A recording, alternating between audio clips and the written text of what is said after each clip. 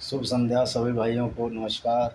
आशा है कि आप अच्छे होंगे और बड़े ही स्वस्थ मूड में आप अपने घर पर अपने सदस्यों के साथ बैठे होंगे। ये कोविड का मौसम चल रहा है, सुना है कि तीसरी लहर भी आने वाली है जिसका कि वेरिएंट अलग है, डेल्टा वेरिएंट है। तो आप सब लोगों को इसमें बचने की ज़रूरत है और मास्क का यूज करें। तो हम आज बता रहे हैं एक नक्सली नेता के बारे में जो कि 84 ईयर्स के हैं और जिनकी डेथ 7 जुलाई 2021 में बॉम्बे के एक अस्पताल में हुई। उसमें राजीव गांधी ने एक ट्वीट किया है कि स्टैन स्वामी को मोदी और अमित शाह ने मार डाला। तो राहुल गांधी को शायद ये नहीं पता, या राहुल गांधी अभी भी पप्पू ही बने रहेंगे या लोगों को पप्पू बना रहे हैं, ये इसको भी हम पब्लिक को तय करना है।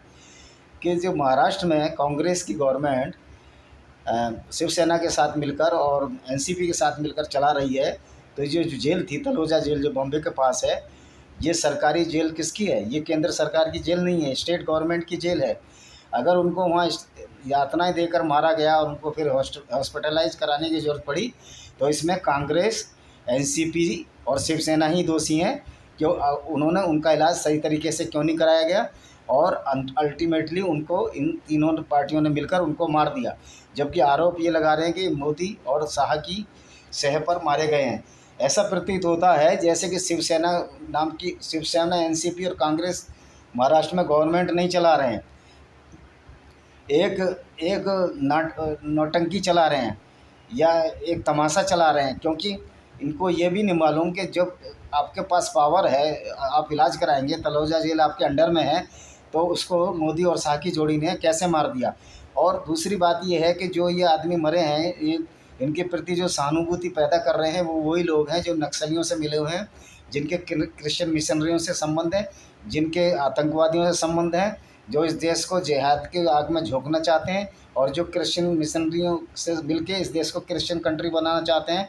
मुझे ये बात बड़ी समझ में से बाहर है कि पढ़े लिखे लोग भी जो ये जानते हैं कि जो क्रिश्चियन जो बाइबिल की साइंस है और जो इस्लाम की साइंस है, जो कुरान की साइंस है, वो एकदम झूठ है, जिसमें कि पृथ्वी घूमती नहीं है बल्कि सूर्य उसके चारों तरफ घूमता है। और जिसमें ये कहा गया है कि सूर्य जो है बाद में बना और पृथ्वी पहले बनी। यद्यपि इसका उल्टा ये है कि पृथ्वी से सूर्य मिलियन मिलियन वर्ष पुराना है। तो जो अल्लाह और जो इनका गॉड, बाइबलिक गॉड, ये भी नहीं जानता कि ये सूर्य कब बना और पृथ्वी कब बन रही। उस धर्म के पीछे ये लोग, उस मज़हब के पीछे ये जा रहे हैं और ये मिशनरियाँ इनको ठग रही हैं। तो ये जो स्टैन स्वामी था, एक क्रिश्चियन था, कन्वर्टेड क्रिश्चियन था, और उसका मेन कार्य यही था कि कैसे भी नक्सलियों को हिंदू धर्म से विमुख करो, उनको हथियार पहुंचाओ। और आपने देखा होगा कभी भी नक्सलियों ने किसी चर्च पर हमला नहीं किया है। आपने देखा लक्ष्मणानंद सरस्वती जो उड़ीसा में जिनकी हत्या की गई, तो उनको मंदिर में जाके मारा गया। और बहुत सारे आपको मिल जाएंगे, अभी पालघर में संतों की हत्या हुई, ये सब नक्सलियों ने की है। और जो सेकुलर जो लीडर हैं इस देश के, वो भी नक्सलियों के साथ हैं, क्योंकि जो वो भी माइनॉरिटी वोट के लिए बिल्कुल चुप बैठे रहते हैं, जिसमें शरद पवार, मुलायम सिंह यादव, मायावती और जो अन्य न जाने कितने लोग हैं जो इस तरह की गतिविधियों में सक्रिय हैं कि जो देश विरोधी गतिविधियां हैं। इनके सबके संबंध ऐसे लोगों से हैं जिनके संबंध नक्सलियों से हैं, ईसाई मिशनरियों से हैं और जिहादी फंडामेंटलिस्ट से हैं। जो कि समाजवादी पार्टी में ऐसे बहुत से लीडर मिल जाएंगे, अगर ढंग से खंगाला जाए तो वो टेरर फंडिंग में इन्वॉल्व हैं और पकड़े भी गए हैं बहुत सारे लोग। और वो अगर वो डायरेक्ट इन्वॉल्व नहीं है तो उसको पैट्रोनाइज कर रहे हैं। और बहुत से जो है उनके रिश्तेदार इसमें टेरर फंडिंग में हैं, जिहादी गतिविधियों में हैं। तो ये इस तरह के लोग हैं, ये जो लोग सो कॉल्ड सेकुलर लोग हैं, इनको देश की परवाह नहीं है, इन्हें सिर्फ अपने वोटों की परवाह है। इसीलिए स्टैन स्वामी के फेवर में ये आ रहे हैं, ये टसू बहा रहे हैं। क्योंकि सोनिया गांधी ने भी टसू बहाए थे जब जब एक इनकाउंटर दिल्ली में हुआ था, जिसको बाटला हाउस इनकाउंटर के नाम से जाना जाता है, जिसमें कि दो या तीन आतंकवादी मारे गए थे और 2-3 भाग गए थे।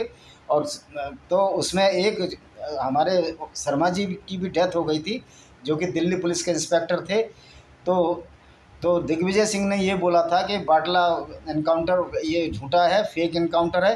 तब जो इंस्पेक्टर साहब थे, उनके पिताजी ने, जो कांग्रेस चेक देने जा रही थी या गवर्नमेंट चेक देने जा रही थी, और मज़े की बात है जब गवर्नमेंट भी कांग्रेस की ही थी, और फिर ये बाटला एनकाउंटर अगर फेक किया तो इन कांग्रेस वालों ने किया होगा। तो उस दिग्विजय सिंह के इस बयान के बाद कि ये फेक एनकाउंटर है, उस चेक को वापस कर दिया था उनके पूज्य पिताजी ने, और सोनिया गांधी की आंखों में आंसू आ गए थे। तो ये इस तरह के लोग हैं जो जिहादियों के मरने पर आंसू बहाते हैं। अगर कश्मीर में हज़ारों लाखों ब्राह्मण मार जाएं या हज़ारों हिंदू लड़कियों से बलात्कार हो जाए, जैसे कि बबली रैना, और जैसे कि कुछ लड़कियों को इन्होंने बीच में रैप करके आरे से चीर के और उसको उसमें डाल दिया, सड़क के किनारे डाल दिया, बहुत सारे लोगों के लड़कियों के साथ रैप किया, किसी की स्केल्टन मिली, ये सब मैंने अपनी किताब में लिखा है लॉस्ट पैराडाइज कश्मीर में, और डिस्क्रिमिनेटेड हिंदूज़ में लिखा है। इसमें किस तरह से जो कश्मीरी ब्राह्मणों के साथ अत्याचार किया गया, उनकी लड़कियों के साथ बलात्कार किया गया, माँ और बेटी के सामने बलात्कार किया गया। तो इस तरह की हरकतों में ये सारे जो मिशनरीज़ हैं और ये जो नक्सली हैं और जिहादी, सारा एक इनका बड़ा एक कॉकस है, और स्टैन स्वामी भी उसी कॉकस का एक अगुवा था, और वो लोगों को मायावादी बनाकर उनको हथियारों की ट्रेनिंग देना चाहता था, एक आर्मी खड़ी करना चाहता था भारत देश के खिलाफ। लेकिन इन लोगों को ये पता लगना चाहिए कि अब देश विरोधियों की सरकार नहीं है, देशद्रोहियों की सरकार नहीं है, अब सरकार राष्ट्रभक्त सरकार है, राष्ट्र के पक्ष में काम करने वाली सरकार है, और इसमें राष्ट्र के प्रति एक सद्भावना वाले लोग हैं। ये सरकार वो सरकार नहीं है जिसमें सोनिया गांधी और राहुल गांधी पार्टी बेस पे कम्युनिस्ट पार्टी से समझौता कर लेते हैं और उनसे पैसा खा जाते हैं, कि चाइना से पैसा खा जाते हैं। और अभी भी देखिए, जब कभी कोई लड़ाई बॉर्डर पर लद्दाख पर हुई इधर होती है, तो राहुल गांधी कभी भी चाइना के खिलाफ नहीं बोलता है, क्योंकि ये लोग पैसा खाए हुए लोग हैं, ये लोग भ्रष्ट लोग हैं। इन्होंने ऐसे ही नेशनल हेराल्ड में इतना पैसा खाया, इनका अखबार, उसमें जो डॉक्टर सुब्रमण्यम स्वामी जो केस लगाया है, उसमें मोतीलाल वोरा भी थे जो स्वर्गवासी हो गए हैं। ये भ्रष्टाचारियों का अड्डा था। ये अभी जमानत पर चल रहे हैं, राहुल एंड सोनिया गांधी चल रही है, और ये अभी ये बेल पे चल रहे हैं। हमारी बात ये समझ में नहीं आती, इन लोगों को बेल ही क्यों मिल जाती है, इनको जेल क्यों नहीं होती, जबकि एक साधारण से साधारण आदमी अगर छोटे भी मुकदमे में चला जाए तो उसकी जमानत मुश्किल हो जाती है, और सैकड़ों हज़ारों निरपराध लोग जेलों में सड़ रहे हैं, लेकिन उनकी ज़मानतें नहीं हो पा रही हैं बिना किसी कारण के, निर्दोष लोग।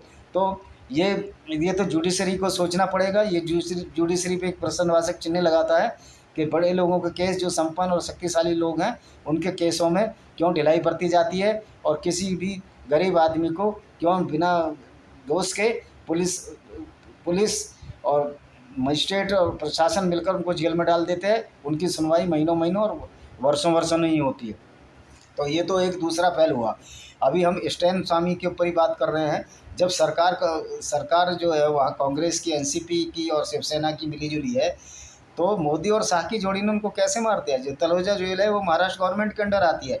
तो ऐसा प्रतीत होता है इन तीनों पार्टियों ने ही मिलकर स्टैन स्वामी को मारा है, और बदनाम ये मोदी और शाह को कर रहे हैं। इनका यही काम रहा है। अगर ये दूसरों पर आरोप लगाते हैं तो कम से कम दूसरों की आँख का तिनका देखने से पहले अपनी आँख में जो पूरा लठ गड़ा हुआ है उसको तो देख लिया करें, और ये ऐसे बेसिर पैर की बात ना करें। राहुल गांधी से तो हमको बहुत ज़्यादा उम्मीद नहीं है, वो तो पप्पू हैं, पप्पू ही रहेंगे। वो 51 साल के नौजवान हैं और स्टैन स्वामी 84 साल के बुज़ुर्ग हैं। जहाँ इनकी मर्ज़ी होती है, किसी को बुज़ुर्ग बता देते हैं और किसी ये खुद जवान बन जाते हैं, युवराज बन जाते हैं। तो ये ट्विस्ट करते हैं इन बातों को। तो स्टैन स्वामी एक ही बहुत एंटी नेशनल था। उसकी डेथ होना तो एक स्वाभाविक तथ्य है कि कोविड से उनकी डेथ हुई है, लेकिन डेथ में मोदी और शाह का कैसे हाथ है, जबकि तलोजा जेल महाराष्ट्र सरकार के अंडर है।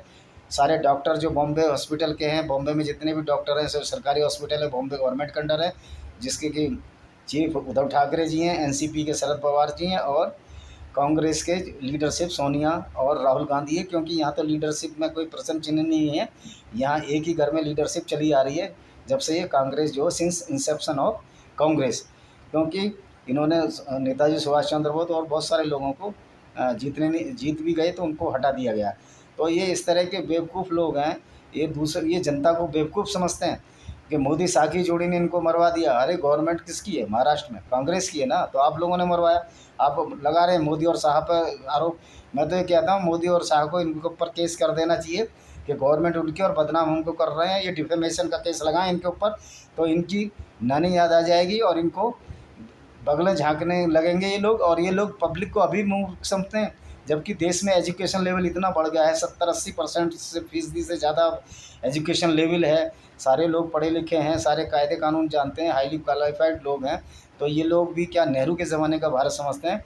तो मैं इन राहुल भैया से ये कहना चाहता हूँ, राहुल भैया आपका जो आईक्यू है ना वो कहीं जाकर चेक कराओ। आपके आईक्यू से ज़्यादा तो हमारे गांव के 8वीं और 9वीं क्लास के बच्चे का भी होगा, कि जो गांव का प्रधान है तो उसी की चलती है, ना कि दूसरे की। लेकिन यहाँ राहुल भैया जो है मोदी और शाह की चलवा रहे हैं, जबकि वहाँ गांव का प्रधान शिवसेना का उद्धव ठाकरे है। गांव का प्रधान का मतलब राज्य जो चला रहा है, जैसे गांव में प्रधान चलाता है, एक एक उदाहरण दिया है।